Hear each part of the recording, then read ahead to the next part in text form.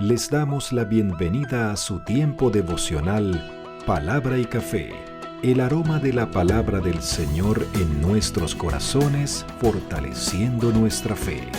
Con el pastor Richard Rodríguez. Por R12 Radio, más que radio, una voz que edifica tu vida. Bienvenidos. Muy bien, vamos. Para hoy, mis amados, para hoy en Palabra y Café, dice de la siguiente manera: Señor, guarda mi vida. En nuestra temporada Clama a mí y yo te responderé. Seguimos avanzando en la revisión de las oraciones que están registradas en la Biblia, por lo menos la mayoría de ellas las estamos revisando. Ya fuimos sobre ellas en todo el Antiguo Testamento, estamos en el Nuevo Testamento, terminando los 4 evangelios con el Evangelio de Juan, en el muy famoso y conocido capítulo 17 del Evangelio de Juan, la oración sacerdotal de nuestro Señor Jesucristo. En primer lugar, orando Él en intercesión, en oración Él con el Padre. En segundo lugar, por sus discípulos, los que están allí con Él, reflejándose, por supuesto, también en nosotros, pero de una manera explícita, refiriéndose a nosotros, la iglesia, o los que habíamos de creer después de todos ellos, al final, después del versículo 20 en adelante. Pero no hemos llegado allí. Ya hemos revisado los versículos del 1 hasta el 9, 10.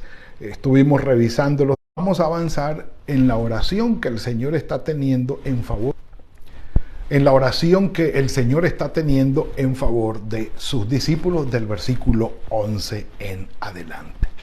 Ahora, dice, ya no estoy en el mundo, pero estos están en el mundo y yo voy a ti.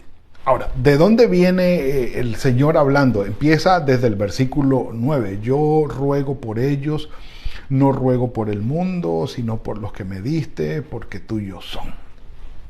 Desde el versículo 6 en adelante viene el Señor orando por los discípulos. Y en el versículo 11 le dice algo muy especial al Padre. Le dice: Padre, ya yo no estoy en el mundo, es decir, ya terminé la obra que tú me diste para que la hiciera, voy a ser glorificado, así que yo voy a retirarme. Ya el Señor se los había dicho a los discípulos: yo voy a irme, les conviene que yo me vaya, porque cuando yo me vaya va a venir para con ustedes el Espíritu Santo. Ya los discípulos estaban enterados que el Señor iba a partir. En varias oportunidades hizo lo que yo he titulado como los necroanuncios, es decir, el anuncio de su muerte. En 3 ocasiones se los dijo: voy a morir, voy a morir, voy a morir, es necesario que yo vaya.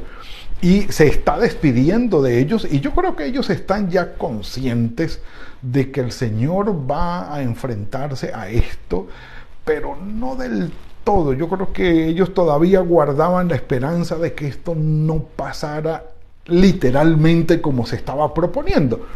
Pero ellos sabían ya de parte del Señor que Él iba a partir, que iba a morir, que iba a sufrir en manos de los impíos, de los romanos, y que esto iba a suceder. Entonces le dice al Padre: Padre, ya yo no estoy en este mundo, prácticamente ya terminé y debo salir.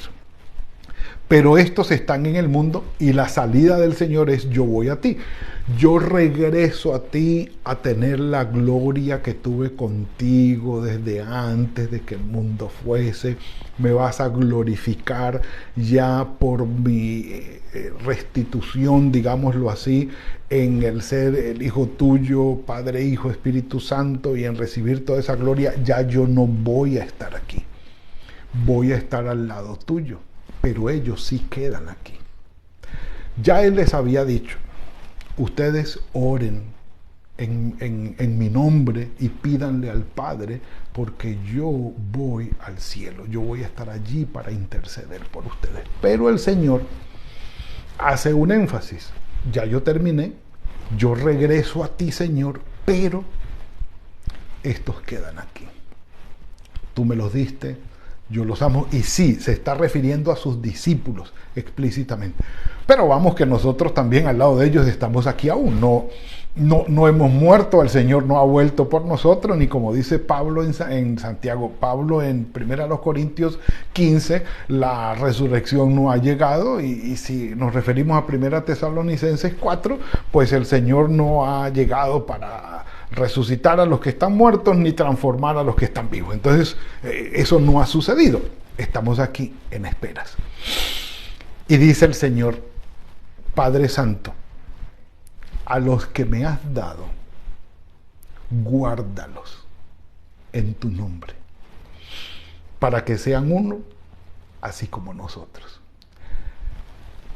Le pide al Padre que guarde a los discípulos, que los proteja, que los salve, que los rodee, que los lleve de su mano, y ya vamos a ver exactamente dónde lo dice, en tu nombre, es decir, de acuerdo con la gloria tuya, con la presencia tuya y lo que tú eres. Lo que estaba pidiendo el Señor era la misma revelación del Padre sobre sus discípulos para que fueran cuidados por Él. ¿Dónde dice exactamente esto? Me gusta mucho, y ustedes lo saben. Juan capítulo 10, versículos 27 al 30. En la Nueva Traducción Viviente, este texto dice: mis ovejas escuchan mi voz, yo las conozco y ellas me siguen, les doy vida eterna y nunca perecerán, nadie puede quitármelas porque mi Padre me las ha dado y Él es más poderoso que todos. Nadie puede quitarlas de la mano del Padre. El Padre y yo somos uno. Guardarlos en unidad y guardados en las manos del Padre era lo que el Señor Jesús estaba pidiendo. La unidad sí dependía de ellos. Y lo hicieron, guiados por el Espíritu Santo. Pero lo hicieron. Y el Padre cumplió todo esto. Ahora, cuando revisamos la muerte, es decir, la manera como terminaron los discípulos del Señor, incluido Pablo, el último que fue agregado, en palabras de Pablo, como un abortivo allí, como un apéndice, al final fue agregado entre los discípulos de los apóstoles del Señor.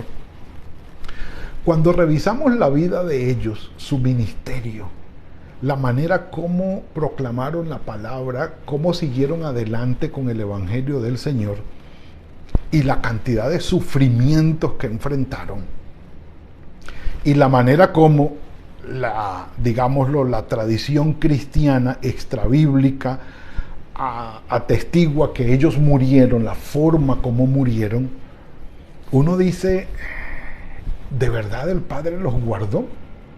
Bueno, tendríamos que considerar a qué se refiere con guárdalos. Guárdalos, es decir, o guárdalos del mundo. Dice, cuando estaba con ellos en el mundo, yo los guardaba en tu nombre.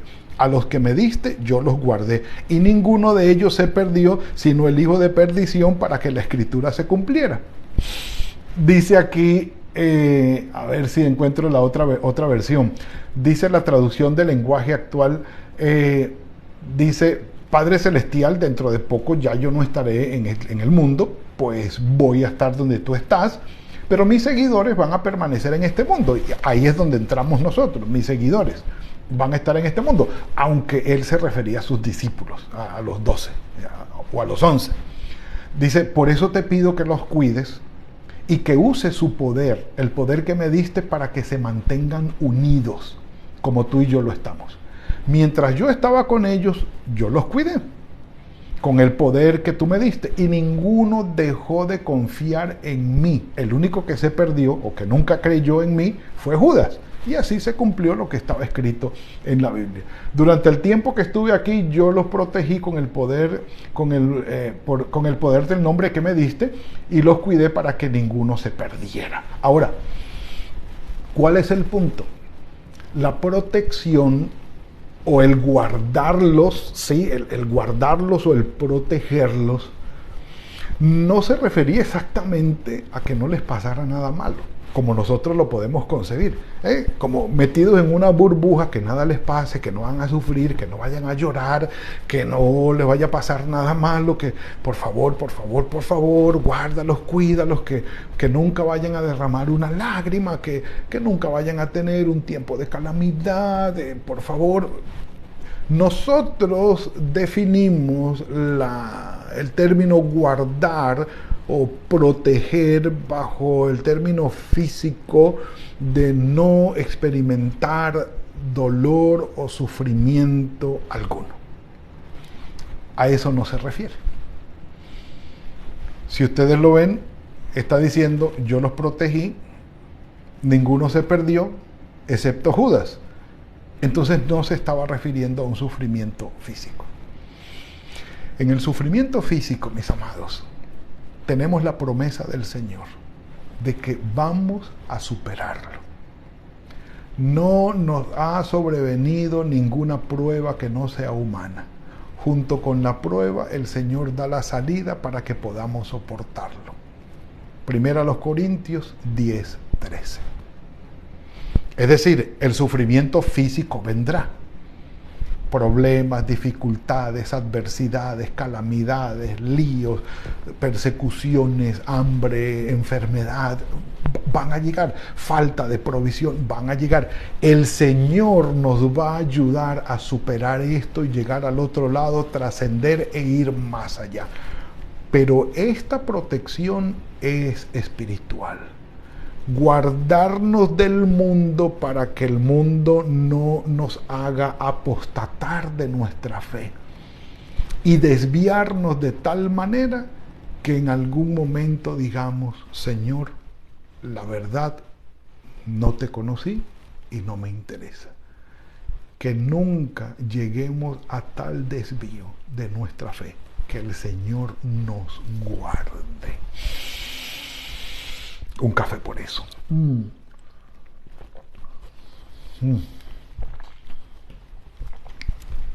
Que el Señor nos guarde, mis amados.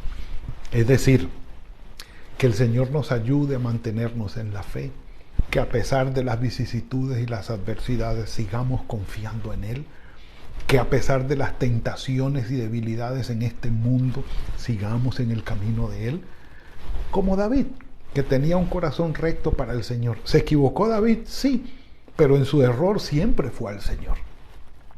Fue a decirle, Señor, me equivoqué, cometí este error, pequé contra ti, perdóname, ayúdame, dirígeme.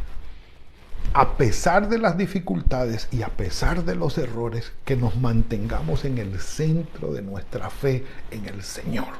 Padre, aquí estoy siendo tentado, pero estoy confiando en ti. Padre, aquí estoy, caí y cometí un pecado, pero sigo confiando en ti. Tú eres mi Padre, tú eres mi Dios, ayúdame por favor. Sigo en ti. No como algunos que lamentablemente cometen errores y en vez de ir delante del Señor y decirle, Señor, cometí este error, perdóname, se apartan. Lo que hizo Judas.